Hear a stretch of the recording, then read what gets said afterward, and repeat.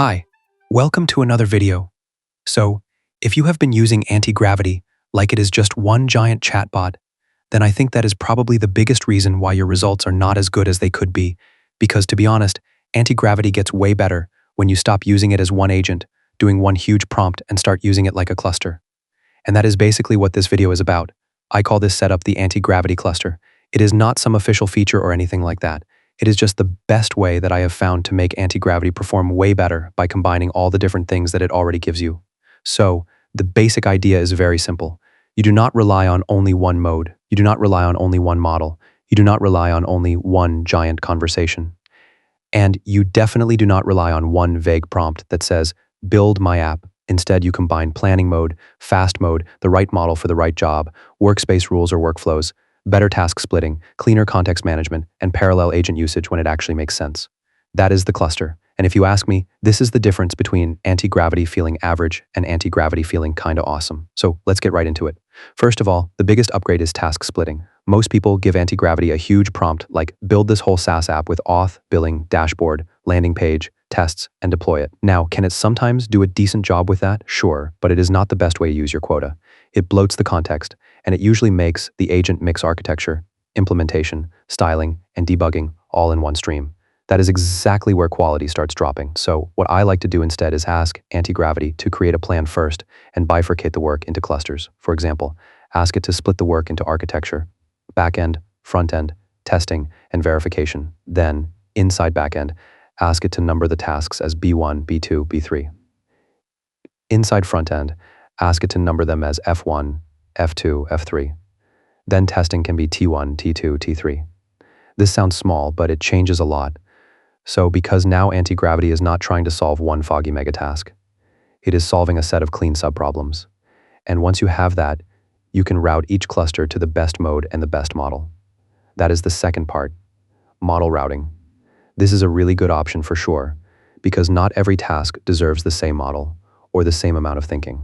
If I want quick edits, small renames, small refactors, simple file creation, or tiny styling adjustments, then I would use the faster path.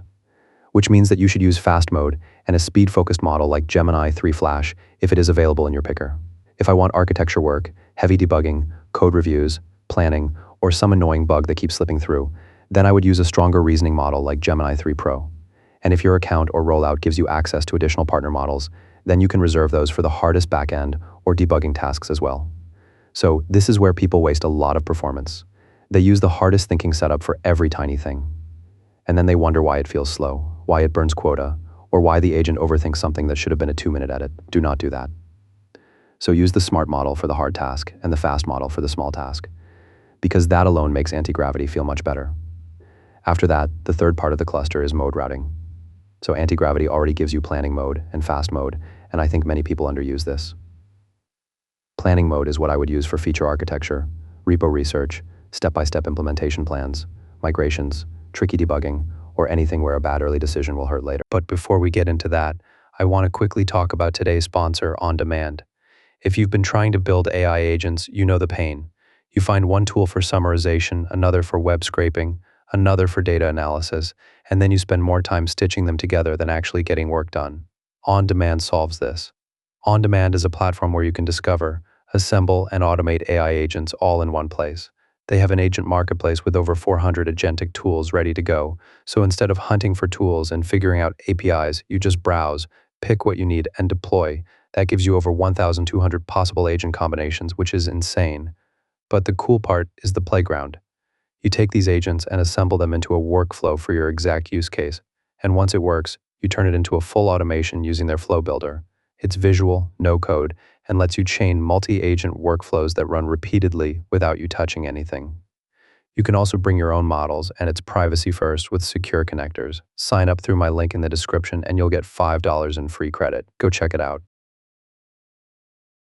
Fast mode is what I would use for small, localized, low-risk execution, like renaming variables, fixing lint issues, making a tiny UI tweak, wiring one endpoint, or changing a button state. The mistake is staying in one mode for the whole session. If you plan everything in fast mode, you often get lower quality. If you do every tiny edit in planning mode, then you waste time and quota. So my recommendation is this: use planning mode to create the map. Use fast mode to execute the smaller blocks. Then switch back to planning mode only when you hit ambiguity again. That is a much better loop. Now, the fourth part is persistent instructions, and this is honestly one of the most underrated upgrades you can make. Depending on the build you are on, Antigravity may expose rules, workflows, and in some builds, also skills. Whatever naming your build uses, the idea is the same. You want reusable guidance that stays available instead of rewriting the same expectations in every single prompt.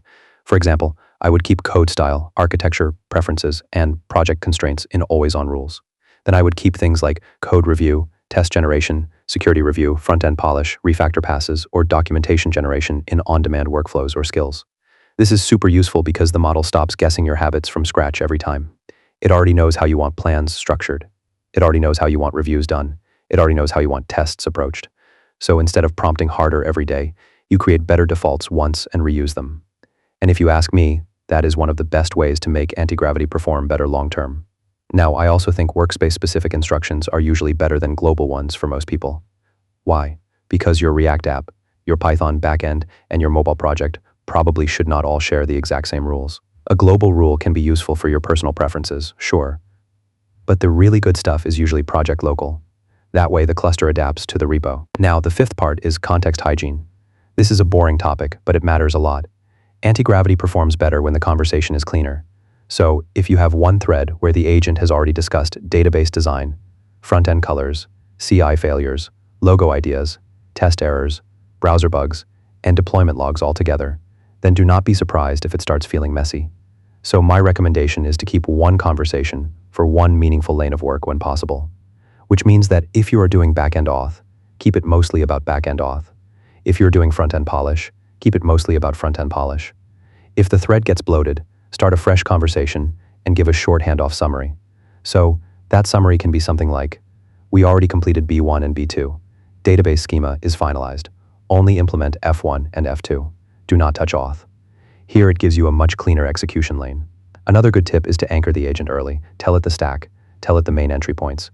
Tell it which folders matter. Tell it which files should not be touched. So that small bit of structure saves a lot of wandering. And one more thing that helps a lot is using direct context instead of rewriting problems manually. If the editor already shows the problem, send the problem to the agent. If the terminal already printed the error, send the terminal output to the agent. If there is a specific broken file or diff, comment on that exact artifact. So, this is better than paraphrasing bugs from memory, because the agent gets the exact failure context and usually wastes less time guessing. Now, the sixth part of the Antigravity cluster is parallelism.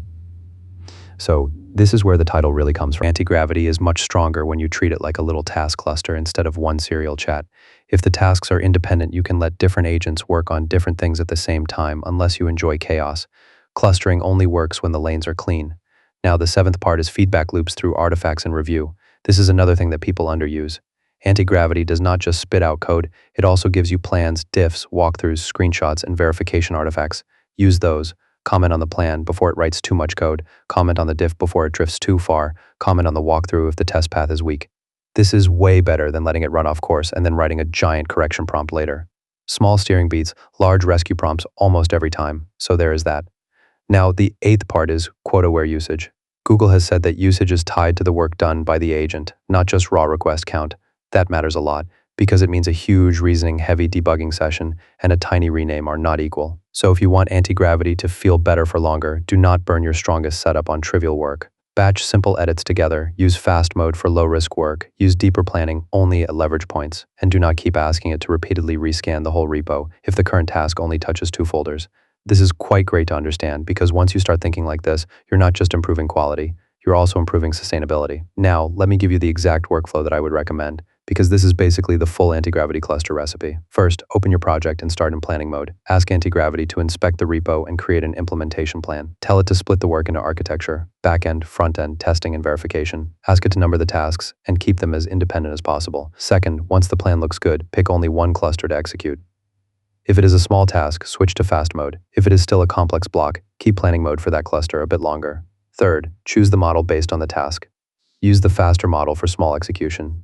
Use the stronger reasoning model for planning, review, and difficult debugging. Fourth, use your workspace rules, workflows, or skills so the agent has stronger defaults. For example, trigger your code review workflow before merging a big change. Trigger a test workflow after implementation. Trigger a front-end workflow before visual polish. Fifth, Use separate conversations or separate agents for independent work streams. Backend in one lane, front-end in another lane, verification in another lane. That is the cluster. And sixth, use the artifacts to steer continuously instead of waiting until everything is wrong. If you do just those things, anti-gravity performs way better.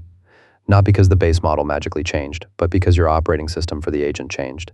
And I think that is the big lesson here. A lot of people compare AI coding tools only by asking which model is smarter.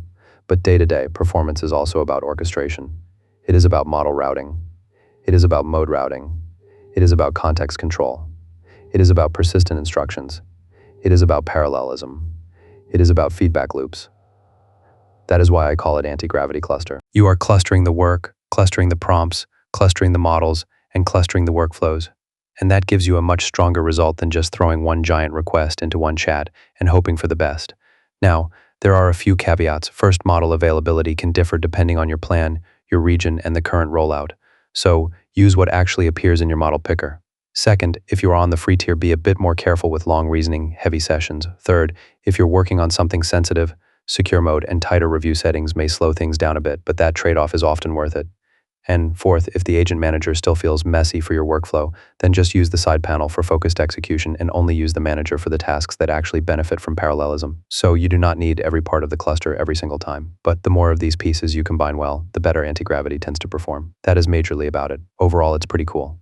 Anyway, let me know your thoughts in the comments. If you liked this video, consider donating through the Super Thanks option or becoming a member by clicking the Join button. Also, give this video a thumbs up and subscribe to my channel. I'll see you in the next one. Until then, bye.